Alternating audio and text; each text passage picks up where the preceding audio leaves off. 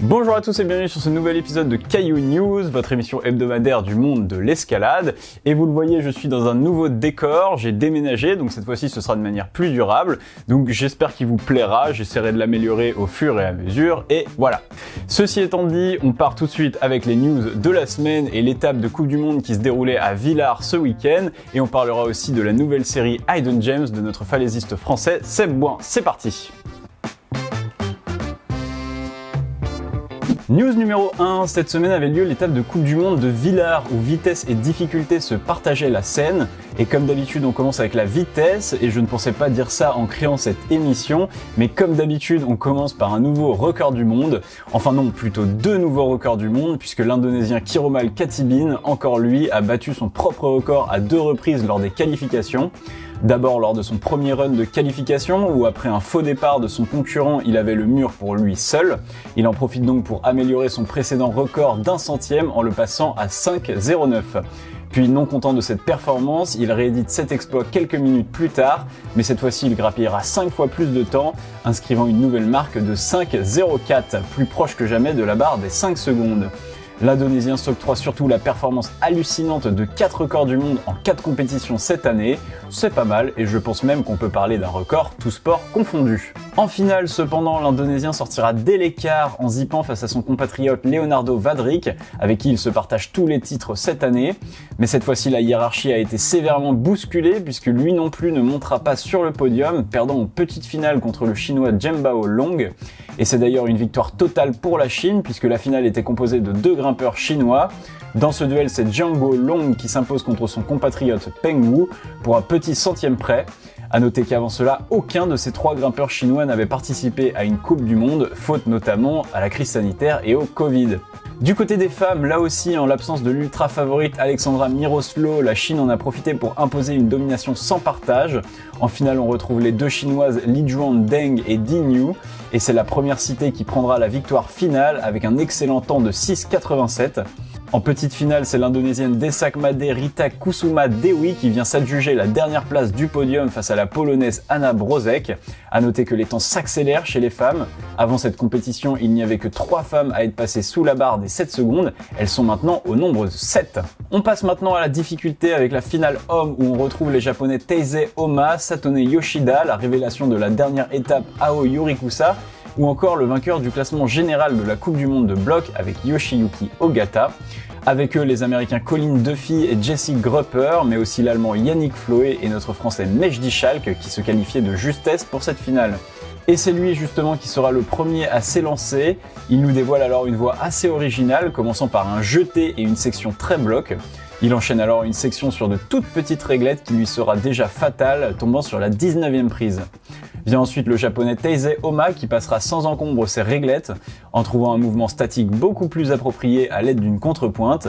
Il continuera ensuite sa route avec une grande maîtrise jusqu'à l'entrée de la dernière section de la voie où il tombera à la prise numéro 36, épuisé mais instaurant un run de référence impressionnant. S'élance ensuite la révélation de la dernière étape à Innsbruck, le japonais Ao Yorikusa qui était monté sur la 2e marche du podium. Malheureusement cette fois-ci la donne sera différente pour Ao qui tombera un mouvement avant Mejdi Schalk sur une petite zipette. C'est ensuite au tour de Yoshiyuki Ogata qui réalise un bon run en passant ses réglettes si meurtrières mais tombe peu après la prise 26 sur une petite zipette de pied droit dans une séquence assez anodine. Des réglettes qui donneront encore du mal à Yannick Floé, l'Allemand en difficulté sur ce passage réussit à placer lui aussi sa contrepointe pour s'en tirer. Il continuera ensuite son run jusqu'à l'entrée de l'avant-dernière section où il tombera sur l'un de ses gros macros jaunes en devant matcher les pieds, un mouvement qui avait déjà paru très difficile au passage du japonais Oma. Il prend donc la 2e place provisoire, arrive alors le passage du japonais Satone Yoshida, un combat spectaculaire comme on les aime. Juste après la section sur réglette, le japonais rate une autre réglette sur un mouvement semi-dynamique. Cela le met en grande difficulté et il se bat pour rester en vie. Problème, le japonais en ressort émoussé et 3 prises plus tard, il manque à nouveau son mouvement, mais cette fois-ci cela lui sera fatal et il ne pourra se rattraper. À ce moment-là, 6 grimpeurs sont passés et il ne manque plus que les Américains, Royal lors des demi-finales. Le premier à s'élancer n'est autre que Colin Duffy et le vainqueur de la dernière épreuve semble à l'aise durant une bonne partie de la voie. Il arrive alors dans la section jaune et entame ce mouvement pour matcher les pieds, ce qu'il réussit, mais zip juste après. La performance de Taizé Oma semble alors inatteignable, mais il reste encore un dernier finaliste, l'américain Jesse Grupper. Celui-ci semble en difficulté durant la quasi-totalité de la voie, avec quelques mouvements hésitants, un retour en arrière avant la section sur réglette et une impression générale de lutte physique de tous les instants. Malgré cela, il arrive à la section jaune lui aussi et enchaîne le mouvement de la même manière que Colin, mais sans zipper. Malheureusement, son état physique le rattrape et il ne réussit pas à attraper la prise suivante, prenant tout de même la deuxième place. À 22 ans, le japonais Taizé Oma remporte la première compétition internationale senior de sa carrière. Bravo à lui! En finale femme, on retrouve encore la grandissime favorite, la Slovène Janja Garnbret, qui a néanmoins montré un peu de fébrilité durant les qualifications, en ne terminant que 4e. Les américaines Brooke Raboutou et Natalia Grossman, l'italienne Laura Rogora, la coréenne Chaeyoon Seo, les japonaises Natsuki Tani et Ryu Nakagawa, et la tricolore Manon Illy. Et là aussi, c'est notre française qui ouvre le bal. La voie est composée d'un départ plus classique que chez les hommes, avec des pinces assez bonnes que Manon négocie assez bien, mais après un peu de réflexion pour aller atteindre le haut de la section, constituée de 3 blocs blancs, elle tombe sur le jeté impressionnant qui lie les deux sections. Un jeté qui ne posera aucun problème à Natalia Grossman, première du classement général de la Coupe du Monde de bloc. L'américaine continuera même jusqu'à la toute dernière section de la voie, où après un beau combat, elle tombe finalement à la 36e prise. C'est ensuite au tour de Natsuki Tani, la japonaise, de s'élancer, mais tout comme Manon, elle ne réussira pas le jeté proposé par les ouvreurs. C'est ensuite au tour de Laura Rogora de s'élancer, mais alors qu'elle semblait encore en forme, elle zippe du pied droit au niveau de la prise numéro 31 et ne peut accrocher que la deuxième place provisoire derrière Natalia Grossman. Et alors qu'à ce moment tout le monde s'attend à voir la japonaise Ryu Nakagawa sortir de derrière la scène, eh bien non, surprise, ce n'est autre que Manon Illy qui ressort de derrière le rideau. La française aurait apparemment été gênée par une corde trop tendue au moment d'effectuer le jeté et s'est donc vue octroyer un second passage. Durant celui-ci, elle réussit le dino et ajoute même une bonne dizaine de mouvements, mais tombe sur la prise numéro 28, juste derrière Laura Rogora. Elle remonte donc à la 3e place provisoire en attendant la suite de la compétition. On reprend alors l'ordre standard et vient le passage de la japonaise Ryu Nakagawa qui tombera elle aussi sur le jeté à la fin de la première section. Elle est suivie par l'américaine Brooke Raboutou qu'on sent très à l'aise durant toute la voie. L'américaine avance, réussit le jeté assez facilement, dépasse la marque de sa compatriote Natalia Grossman, mais tombe sur la traversée pour rejoindre le top. Elle est alors première du classement, et si le passage de la coréenne Chaeyoon Seo sera anecdotique, tombant elle aussi sur le jeté, il reste encore à passer l'inévitable Janja Garnbret, et malheureusement pour l'américaine, lorsqu'on laisse une chance à Janja, elle l'a saisie. La Slovène détruit littéralement la voie sur son passage, elle réussit le jeté en arrêtant tout de suite le ballon, montrant sa maîtrise totale, rejoint la marque de Brooke Raboutou et réussit le mouvement dynamique tout en décontraction avant de s'envoler vers le top. C'est la 50e victoire de la Slovène en compétition, toujours plus impressionnante. News numéro 2, je vous en parlais il y a quelques semaines, suite au Vintage Rock Tour au cours duquel Seb Boin, le falaisiste français, nous amenait sur la trace des voies historiques de notre pays. Le grimpeur lance cette fois une nouvelle série appelée Hidden Gems. Le premier épisode est sorti cette semaine et cette fois-ci le grimpeur se tourne vers les classiques en devenir avec comme première étape le massif de Torak au nord de Montpellier. On rencontre dans cet épisode des grimpeurs locaux et on peut admirer Seb Boin dans plusieurs voies, avec pour la dernière un véritable pas à pas. Il y enchaîne 2 8C et nous montre le processus d'ouverture puis la libération de la voie Gold Torak 9A qu'il avait enchaîné quelques mois plus tôt.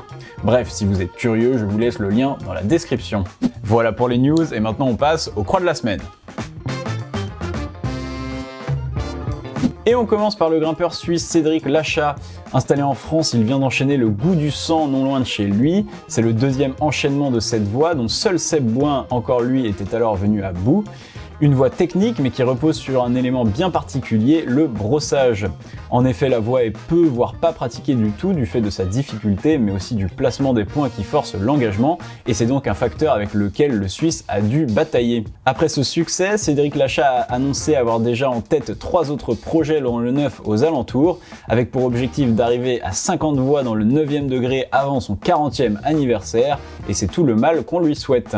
Et on continue avec un habitué de l'émission. Ce 25 juin, le Britannique Will Bosey a libéré le projet Free at Last à Dumbarton, en Écosse, une voie qu'il cote 9 à+, et qu'il qualifie d'une des meilleures lignes qu'il ait jamais faites. A noter que si la cotation vient à être confirmée, il s'agira du premier 9A+ écossais. Et on continue par un nouveau 8C block qui vient d'être libéré par le grimpeur britannique James Squire sur le site de Heartland au Royaume-Uni. Un bloc qu'il nomme Paradise Found et qui, contrairement à bon nombre de blocs de ce niveau, n'est pas spécialement technique mais comporte une bêta assez compliquée à appréhender et un passage sur biceps extrêmement physique dans un toit complètement horizontal. À ce propos, le Britannique aura dû travailler spécialement pour ce mouvement, prenant 8 kg de masse musculaire en quelques mois, un changement qui l'inquiétait quant à la résistance de ses doigts, mais après un temps d'adaptation, cela ne lui aura finalement pas posé de soucis. Il lui aura ensuite fallu 15 sessions pour venir à bout du bloc. A noter que cette ascension a eu lieu lundi 27 juin et il n'aura fallu attendre que 4 jours pour qu'elle soit répétée par un autre Britannique, le jeune Solomon Campbell. Et on enchaîne avec une nouvelle ligne, encore dans un plafond, mais cette fois-ci c'est une grotte sur le site de Derava Skala en Slovaquie qu'Adam Ondra a enchaîné la semaine dernière. Entre puissance et endurance, il propose la cotation de 9A, mais qu'il place cependant dans le haut de la côte. Il n'omet d'ailleurs pas la possibilité d'un départ plus difficile qui viendrait rejoindre cette ligne, une grotte oubliée certes, mais qui grâce aux grimpeurs pourrait réserver encore de belles surprises. Et on continue avec une autre réalisation française cette fois. Il n'aura fallu que 5 essais à Loïc Zani pour enchaîner promotion canne à pêche, voie du secteur de la Ramirole dans le Verdon. Une voie qui débute par de la résie sur colo avant un pas de bloc assez aléatoire. Côté 8C+/9A, Loïc se demande cependant si une prise n'aurait pas cassé dans la première partie, tirant la voie vers le 9A. C'est à ce jour la 5e ascension répertoriée. Et décidément, c'est une émission dédiée au toit aujourd'hui, mais cette fois-ci c'est dans la grotte des Eaux Mortes entre Savoie et Haute-Savoie au pied du Semnoz que le français Mathieu Bouillou vient de réaliser la première ascension d'une nouvelle ligne au plafond de la grotte. Une voie selon ses dires physiques qui demande de bonnes conditions météo pour pouvoir l'enchaîner lorsqu'elle est sèche. Équipé par lui-même il y a 4 ans de cela, il lui aura fallu plus d'une dizaine de séances pour en venir à bout. À 32 ans, le grimpeur réalise sa meilleure année avec déjà 2 9A+ et 4 9A durant les 12 derniers mois et on espère encore beaucoup à venir. Et voilà, cet épisode de Caillou News est terminé. Comme d'habitude, j'espère que ça vous a plu et on revient la semaine prochaine avec encore plus d'infos. Je vous cache pas qu'en ce moment, entre le déménagement qui s'ajoute au travail et aux vidéos, c'était un petit peu compliqué. Donc c'est notamment pour ça que le prochain épisode de Parlons Caillou va mettre un petit peu plus de temps à sortir. J'espère que je pourrai le faire paraître la semaine prochaine. En attendant, comme d'habitude, je vous encourage à laisser un j'aime sur la vidéo, à vous abonner à la chaîne si ce n'est pas déjà fait et à mettre un commentaire pour nous encourager, nous soutenir ou tout simplement débattre de ce qui s'est dit dans la vidéo. Et moi je vous dis tchuss!